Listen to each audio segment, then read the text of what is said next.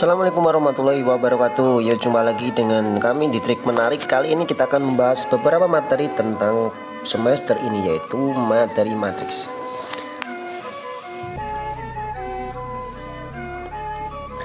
Yuk kita buka untuk materi matriksnya. Kita pakai PPT dari Agus Sugiarto, M.H. Ramadan, Muhammad L. Jobe.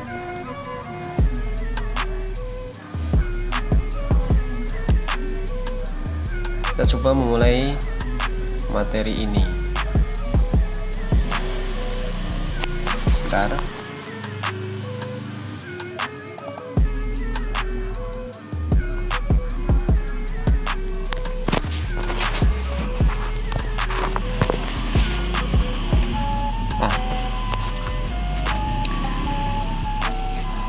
Untuk menuliskan tentang matriks ini, di awal kemarin kita sudah singgung bahwa di dalam matriks itu ada beberapa elemen-elemen. Nah, jika kita berikan suatu tabel seperti berikut, tabel kelas terdiri dari laki-laki dan perempuan, ya. Laki-laki 90, perempuan 102, untuk kelas 2 80, 100, kelas 3 74 dan 76.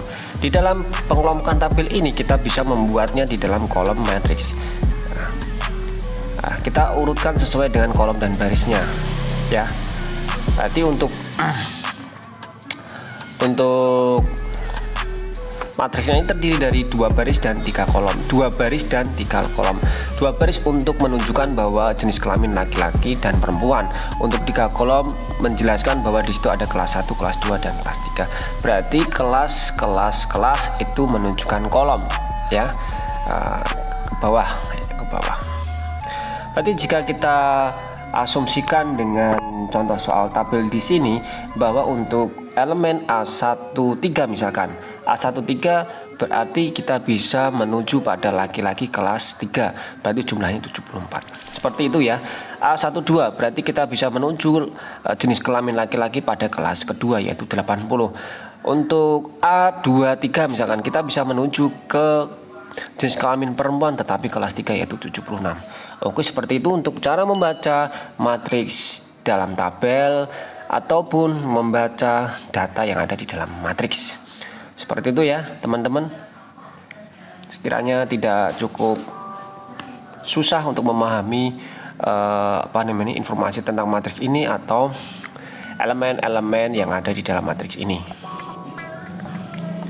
Selanjutnya, ini soal contoh cerita. Kalian bisa memahaminya nanti dibolak-balik di video ini. Kalian bisa memahami bagaimana menentukan elemen matriks berdasarkan baris dan kolomnya, mengubah tabel produksi menjadi tabel matriks. Seperti itu, ya, teman-teman.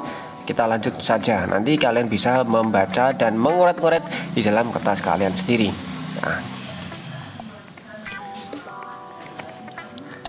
Ini jenis matriks atau macam-macam matriks, ya. Matriks yang hanya terdiri dari satu baris, misalkan 2, negatif 1 dan 4 disebut matriks baris. Jika matriksnya terdiri dari kolom saja berarti matriks kolom atau satu kolom.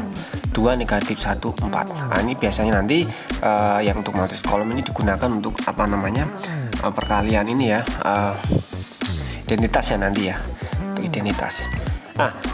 Ini juga sudah kita singgung di materi sebelumnya, yaitu kesamaan 2 matriks, di mana kesamaan 2 matriks ini adalah ruas kanan dan ruas kiri pada kurung matriks itu bernilai sama. Seperti itu penjabaran dari definisi ini. Jika elemen atau matriks A itu sebelah kiri, maka harus nilainya sama dengan matriks B sebelah kanan. Maka dapat disimpulkan bahwa AIJ sama dengan BIJ. Seperti itu, ya. Itu I untuk menunjukkan baris, J untuk menunjukkan kolom. Untuk simbol-simbol seperti ini bisa berubah berdasarkan buku yang kalian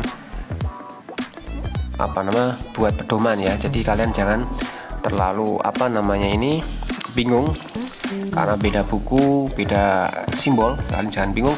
Yang penting kalian paham pada prinsip bentuk umum matriks ini. Untuk contohnya, untuk kesamaan ini seperti berikut. Untuk contohnya, definisi dari kesamaan matriks adalah ruas kiri matriks sama dengan ruas kanan matriks. Berarti nilainya ruas kiri dan ruas kanan sama. Maka nanti ada operasi elemen untuk mencari elemen-elemen ini nanti terjadi beberapa proses ya, bisa substitusi, bisa pakai eliminasi ya, tergantung soal-soal yang disajikan dalam sebuah soal cerita atau sebuah soal. Ini nanti kalian juga bisa pahami lebih lanjut di dalam kelas kalian masing-masing atau di rumah untuk masa pandemi ini. Nah, kita lanjutkan jenis-jenis matrik yang ada. Berdasarkan jenis-jenis matrik yang ada itu didasarkan yang pertama yaitu matrik identitas. Matrik identitas itu diagonalnya, ciri-cirinya yaitu diagonal utamanya yaitu 1 dan elemen lainnya 0. Artinya angka yang ada di diagonal matriks itu nanti bernilai atau menunjukkan angka 1, miring itu 1. Itu berarti matrik identitas. Dan itu harus berupa matrik persegi ya. Jadi baris dan kolomnya harus sama. Ordonya sama. Matriks 0 berarti semua anggotanya 0. Matrik persegi, matrik persegi berarti baris dan kolomnya sama. Seperti yang saya katakan dengan matrik identitas itu hampir sama dengan matrik persegi, tetapi untuk matrik identitas angka di dalam diagonalnya itu 1, 1, 1. Yang lainnya berisikan angka 0. Matrik diagonal. Matrik diagonal ini matrik yang hanya diisi atau diagonalnya hanya terisi angka-angka. Jadi misalkan ini enggak 0000 ya. Misalkan ini diagonalnya tidak 11, yang 11 adalah matrik identitas. Kalau matrik diagonal itu selain 1 ya. Jadi yang penting diagonalnya itu terisi angka, yang lainnya 0, seperti untuk matrik diagonal. Selanjutnya untuk matrik skalar. Matrik skalar ini disebut skalar jika semua elemen di luar diagonal utamanya adalah sama. Jadi ini seperti matrik diagonal, tetapi elemen di luar diagonalnya itu bernilai sama. Artinya nggak menutup kemungkinan selain angka 1 bisa menjadi elemen di matriks ini, bisa angka 2. Yang penting 2, 2, 2 sama, di luar diagonal itu bernilai sama ya. Itu disebut matriks skalar.